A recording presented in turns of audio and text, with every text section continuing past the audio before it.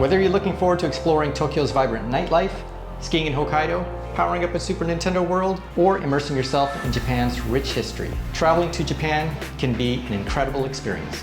However, please keep in mind that unexpected events can happen anytime, anywhere. That's why having travel insurance for your trip to Japan is crucial. Travel insurance may include coverage for unexpected medical emergencies, lost or stolen luggage, trip cancellations or interruptions, and even natural disasters. If you experience any of these unforeseen circumstances during your trip, travel insurance can provide you with financial assistance to help you recover your costs. Additionally, many travel insurance policies also provide 24-hour emergency assistance services that can help you navigate language barriers, unfamiliar healthcare systems, or other challenges that may arise during your travels. Why travel insurance in Japan? Japanese culture places a strong emphasis on preparedness and responsibility, and they prioritize having adequate protection and coverage for unexpected events. In addition, some travel agencies may require that you purchase travel insurance in order to book a trip. A few years ago, I was invited by some of my Japanese friends to hike to the top of Mount Fuji. I had never done this before, so they weren't sure of my capability and they wanted to be sure that I was physically fit to do this. I felt I was. So then the next question was, do you have travel insurance? I just kind of brushed that question aside because I didn't think it was a big deal. But then as the days went by, they kept politely asking me if I had purchased my travel insurance. That's when I realized that, okay, they're saying you better get travel insurance. So I went online and I found a company and I purchased travel insurance that was specific for one day, and it had to be on that one day that I marked, and it cost me $50. And this was to cover climbing Mount Fuji only. I would have been better off with the plan I have now. Medical insurance versus travel benefits.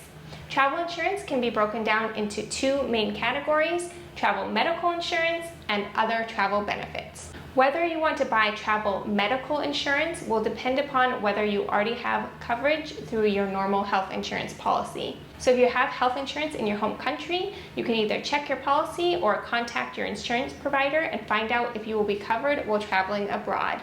For some policies, they will cover major medical emergencies while you're in a foreign country. You may be restricted to using certain hospitals or providers, or perhaps your home insurance plan may not cover you at all while you're traveling abroad. If your medical insurance does not cover you while traveling in Japan, then you will definitely want to choose a travel insurance that includes medical benefits. We actually have two types of insurance that are covering us during our adventures. First of all, we use SafetyWing Nomad insurance, and we also get some travel benefits through booking our airplane tickets and accommodations using a Chase Sapphire Preferred credit card. Our family has been using SafetyWing Nomad insurance for the past few years. It has really simplified purchasing travel insurance for us. In the past, when George and I were planning for, say, a 3-week trip to Thailand and Japan, I would spend hours comparing travel medical insurance policies, seeing what the deductibles were, the benefits. Eventually, I would choose one, pay for it, print out the confirmation, and then just hope that I had purchased it from a legitimate company and that we actually had health insurance coverage and not just a piece of paper. Also, most travel insurance plans are priced per day of your trip, so that can add up quite quickly, especially if you're going on longer than a couple-week trip. When we found SafetyWing, we realized that it was the perfect fit for our family. Also, we like knowing that there are real people behind the company. George has contacted them multiple times with various questions, and they're always happy to respond. Both US citizens and non-US citizens who are anywhere from 14 days old up to 69 years old are eligible for coverage outside their home country. For SafetyWing Nomad insurance, for members who are aged 10 years old to 39 years old, the price is around $45 US for up to a 4-week coverage period. The premiums do increase with age, and unfortunately, we're both above that bracket. However, one of the great benefits with SafetyWing is that you can have 2 children covered under your plan. That's 1 child per adult if the children are under 10 years old. So for our family, we pay for 3 plans, 2 adults, and then we're paying for a plan for our 9-year-old. Both our 2-year-old and 4-year-old are covered under us. SafetyWing Nomad insurance isn't just for nomads. It could be a great choice for your vacation as well. $45 per person for travel health insurance is not a bad price. This insurance really shines for long-term travelers or digital nomads like ourselves. Once we set it up, we could have it auto-renew every 4 weeks.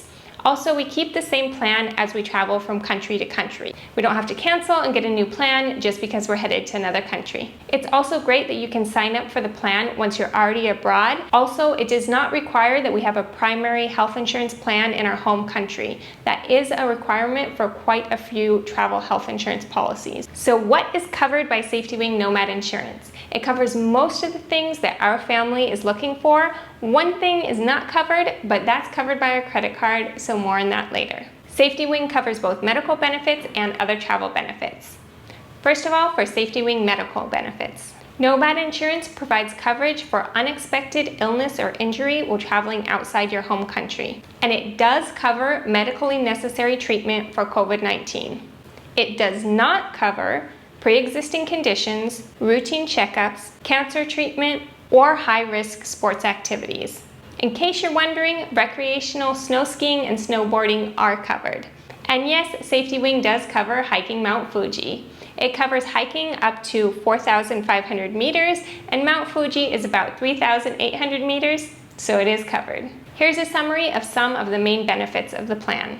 SafetyWing Nomad Insurance has a maximum limit of $250,000 US, or $100,000 if you're 65 years and above. There is a $250 deductible. It covers hospital room and nursing services, intensive care up to the overall maximum limit, reasonable charges for ambulance when the illness or injury results in a hospitalization. Urgent charges are subject to a $50 copayment if you're in the US, but they're not subject to the deductible. Physical therapy and chiropractic care up to $50 a day, but this must be ordered in advance by a physician. Emergency dental up to $1,000, which is not subject to the deductible. And all other eligible medical expenses up to the maximum limit. Of course, if you're interested in this plan, you may want to read the full policy details. We are not insurance agents or anything like that. We're just sharing which insurance we use. Coverage includes trip interruption up to $5,000. I was wondering what exactly that meant, and it's referring to one-way transportation home after something major like an emergency medical evacuation, or if an immediate family member died and you need to return home. It's very limited what is covered under that trip interruption. Travel delay up to $100 a day after a 12-hour delay period requiring an unplanned overnight stay, subject to a maximum of 2 days. Lost checked luggage up to $3,000 per certificate period, $500 limit per item, and up to $6,000 lifetime limit with no deductible. A note here, when you're packing for your Japan trip, it's a good idea to make a detailed packing list. I like to use the Keep app on my phone to make a checklist of all the items that I'm packing. Also, as I'm packing my suitcase, I take photos that show all the items that go into that particular suitcase. If you were to have to claim for lost luggage, you would need a way of proving exactly what was in that lost suitcase and how much it was worth. It also covers a new place to stay during a natural disaster up to $100 a day for a maximum of 5 days. Personal liability of up to $25,000. Emergency medical evacuation, and political evacuation up to $10,000 lifetime maximum, which is not subject to the deductible. If you're wondering if we've ever had to make a claim through our SafetyWing insurance, the answer is yes, we did one time. Perhaps surprisingly, the one benefit that we've actually taken advantage of was the political evacuation benefit. The first thing that pops to mind may be unrest in the country that you're visiting. However, this also came into play during COVID-19. We were in Malaysia at the time, and the US Department of State issued a travel for warning advisory asking all US citizens traveling abroad to come home if they could. And because of that travel advisory, the political evacuation policy went into effect, and SafetyWing actually reached out and emailed us and let us know, hey, you could take advantage of this. You got 10 days to let us know if you want to. So we either could have had SafetyWing book our plane tickets for us, and in that case it would have been all paid for upfront by SafetyWing, or the route we went is we chose to book our tickets ourselves, and then we had to file a claim for reimbursement. It did take a while for us to get reimbursed. At the time, this was unexpected and a whole bunch of people were filing their claims at once, but we did get our money back for our family's plane tickets from Malaysia home to the USA. And mostly we were thankful that SafetyWing had let us know this was available to us. Just as a note here, also for the medical benefits, you would be paying the bill out of pocket up front and then claiming for reimbursement from SafetyWing. If you're interested in signing up for SafetyWing or looking at the details for yourself, I will leave our ambassador link in the description box below. We really appreciate the commissions we earn when you purchase through our links. There is one main benefit that you may be looking for that is not covered under that SafetyWing policy, and that is trip cancellation. So if you were to have to cancel your trip before you even head out the door. However, that is covered under a credit card, so I'll let George take over and tell you about that. We have used many travel credit cards over the years, and the best by far is the Chase Sapphire Preferred card because it comes with a ton of perks and a lot of good benefits for travel. We use our Chase Sapphire Preferred card for all of our travel-related purchases. This includes purchasing airline tickets, accommodations, and travel-related activities. The Chase Sapphire Preferred card does not come with medical insurance, so that is why we use SafetyWing to cover medical expenses. In order for the benefits to apply, you must charge a portion or all of your trip to the card. For instance, your flight.